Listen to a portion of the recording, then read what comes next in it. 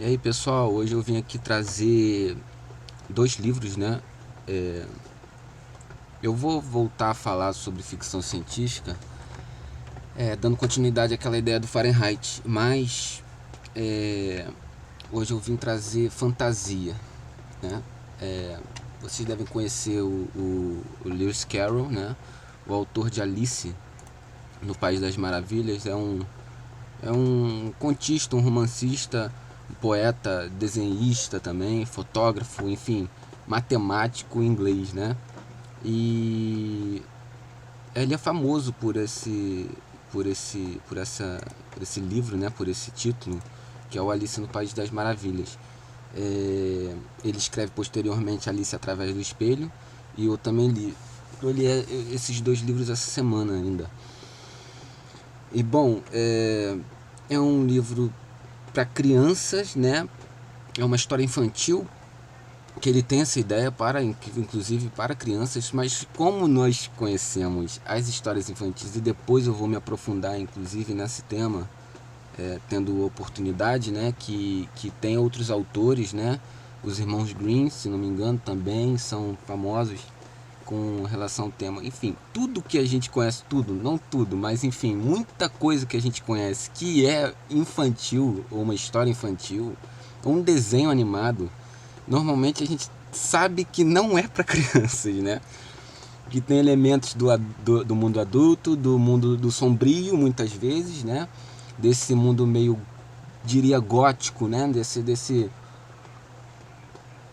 do terror, né? Do horror. E é assim nos Irmãos Grimm, é assim também em Alice, né? E alguns desenhos animados também trazem essa ideia. Eu diria que, por exemplo, Bob Esponja não é um desenho para crianças, né? É lógico que dos desenhos que não são para crianças, ele é o melhor, ele é o mais indicado, né? Para faixa etária ali, 7 8 9 anos de idade, né?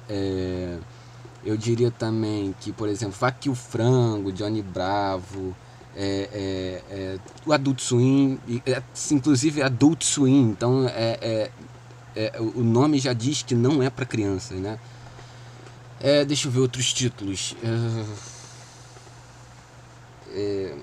South Park, aqui a camisa que eu tô hoje, que é Beavis and Butthead, né? É um desenho que é sobre dois adolescentes, né? E retardados, enfim, não é um desenho infantil, né? Não é um desenho para criança. E a gente tem muitos exemplos de como as histórias infantis elas são muitas vezes cheias de elementos do mundo adulto, né? Do sombrio, né? E Alice é um deles. Bom, Alice, vamos começar, né? Alice no País das Maravilhas, e vamos analisar os dois juntos, na verdade. Bom, vamos fazer uma análise de adultos, né, cara? Alice é uma garota da elite burguesa, tá? É solitária, né? No filme ela é uma filha de industrial, né? De um, de um homem de elite, né? Aqui não aparece o pai dela, aparece muito a irmã e nos livros, né? E apesar de ter uma irmã, ela é muito solitária e tem uma imaginação fértil demais. É muito culta, sabe? Latim, tem conhecimentos, é estudiosa, né?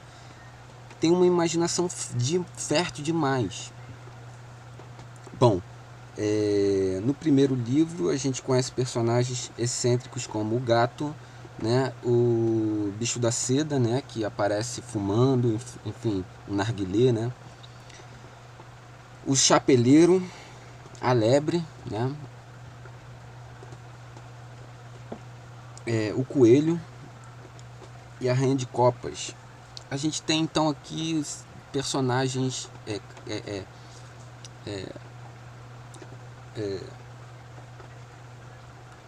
de uma fábula, né? Diria, são personagens, são animais, são insetos, são, ou no caso do chapeleiro e da rainha de copas, são loucos, né? Tem as suas, cada um deles tem uma característica que o singulariza diante do, do, do romance, né? Ela é muito chata, a Alice é uma pessoa que luta, que ela é muito brigona. A Alice é muito brigona, ela é respostinha, respondona, ela é abusada e ela é intrometida, e isso fica nítido no romance, que os personagens vão falando isso a ela, né? Vão dizendo isso a ela.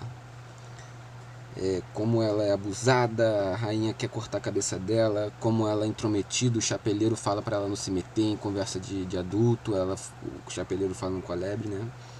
Alguns eles ainda se encontram, né? O chapeleiro e a lebre, eles têm um encontro que a loucura os aproxima. Bom, e no segundo romance a gente tem um outro tipo de gama de personagens. A gente tem o Humpty Dumpty, tem o Tweedledee e o Tweedledum, as rainhas vermelha e branca, né? A gente tem um outro tipo de léxico, diria. Bom,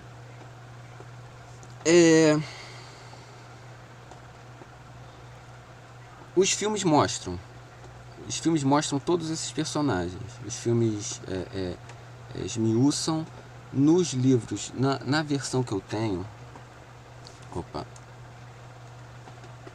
a versão que eu tenho é uma versão digital, tá? É uma versão do nosso o Alice no País das Maravilhas. É Monteiro Lobato que traduz, tá? Esse aqui é Alice através do espelho.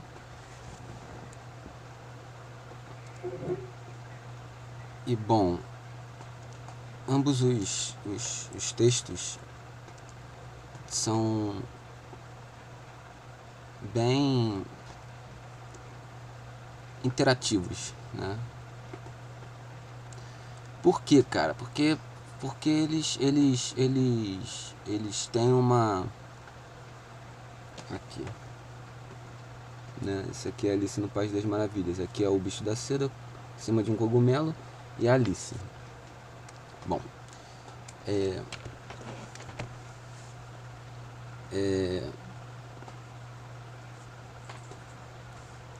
são romances repletos de desenhos, tá?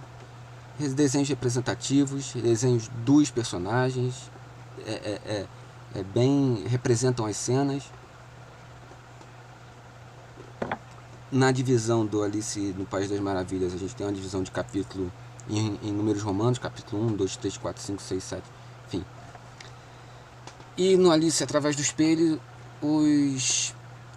as divisões é um livro menor, e as divisões são em cenas ou em conhecimento dos personagens. Cada capítulo é dado a um personagem, a uma cena, a um momento, né, onde a Alice conhece esses personagens.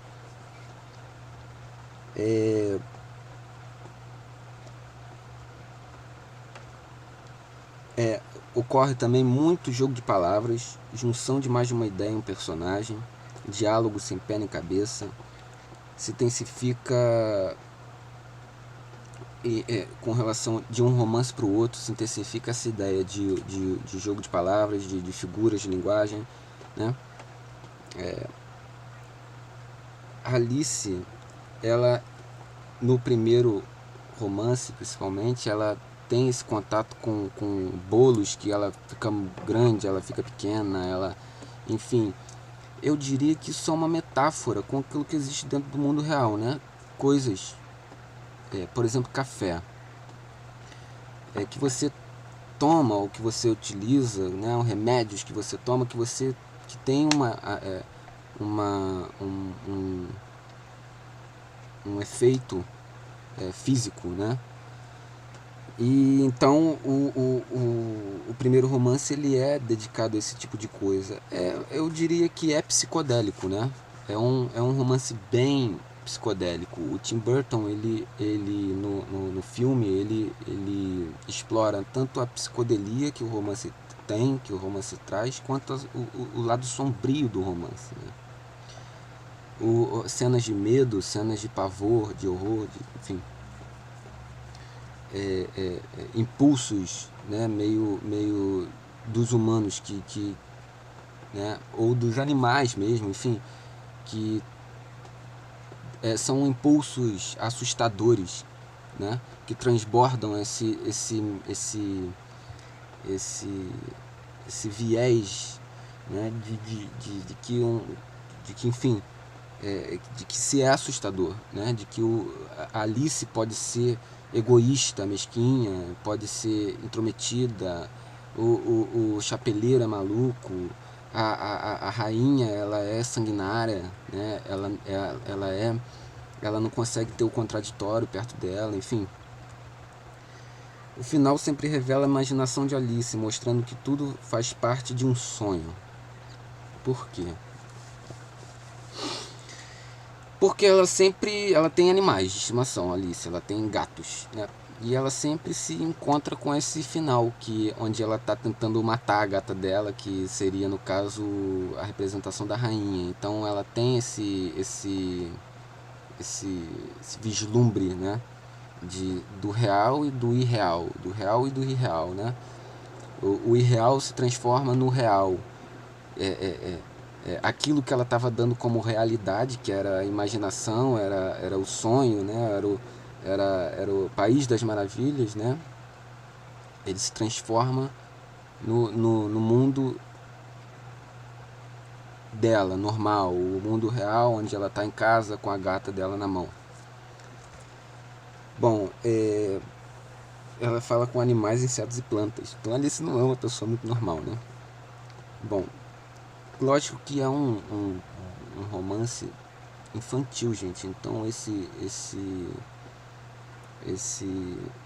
ideia de você trazer elementos, né, para você fazer uma interatividade, uma interação entre a criança e esse mundo é importante, né, cara? Que a gente tenha, por exemplo, crianças que sempre são a gente nas histórias infantis está sempre tentando tirar da criança a imaginação dela, né? Tentando fazer com que ela imagine, com que ela tenha esse cuidado, esse carinho, tenta aguçar esse sentido dela, né? O sentido da criatividade, da imaginação, coisa que a gente tenta fazer com o adulto também. Porque a gente vive muito no mundo, principalmente no mundo adulto, um mundo muito terno, né? Um mundo muito terno, um mundo muito tenro, de chão, um mundo muito frustrante. O mundo adulto é um mundo frustrante. O mundo real, né? E a criança, a gente tenta fazer o oposto, fazer com que ela imagine, né? Porque eu tô com 26 enfim, os mais velhos do que eu, eles também, alguns um pouco mais novos também, a gente tem muito aquela coisa de se frustrar com a realidade, né? Como o mundo adulto, ele é um mundo muito seco, né? Bom, se analisarmos como uma história infantil, a gente revela a imaginação, o humor, mas se for olhar cientificamente, se for analisar cientificamente, o psique da Alice, ela é solitária e melancólica, tá? Ela tem problemas de relação social, né? E isso fica nítido, né? A personalidade dela. Se a gente olhar por um jeito infantil, como só um livro de humor, ou um livro de imaginação, de criança, a gente vai olhar para como ela reage aos outros e vai achar graça, né? Como ela dá resposta aos outros e tal, né? Como ela peralta, como eu já ouvi muitas vezes. Mas se você for analisar isso com um olhar mais crítico, você vai perceber que ela é bem para uma garota de elite, né? Para uma burguesa, né?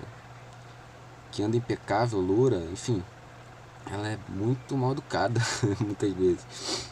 Isso o próprio Chapeleiro ele fala, ele menciona como ela é mal educada, né? A rainha também menciona. Bom, eu achei demais, é um livro curto, bem curto. E é isso, gente. Eu trouxe aqui fantasia e espero trazer mais fantasia. São temas que eu gosto, distopia, né? Política, né? Fantasia e ficção científica são temas que eu tenho um carinho danado. Poucos são os temas, por exemplo, terror, horror, que eu tenho tanto carinho, né? Não sou muito fã de alguns autores do tema, né? Desse tema de suspense, terror, enfim. Né? Mas leio, a leitura tá aí. Alguém, se você quiser comentar, se você recomenda algum livro, você pode comentar, pode recomendar. Curta, compartilhe, divulgue, exponha suas ideias nos comentários. E é assim que a gente continua, né? Se falando. Um abraço a todos e se cuidem.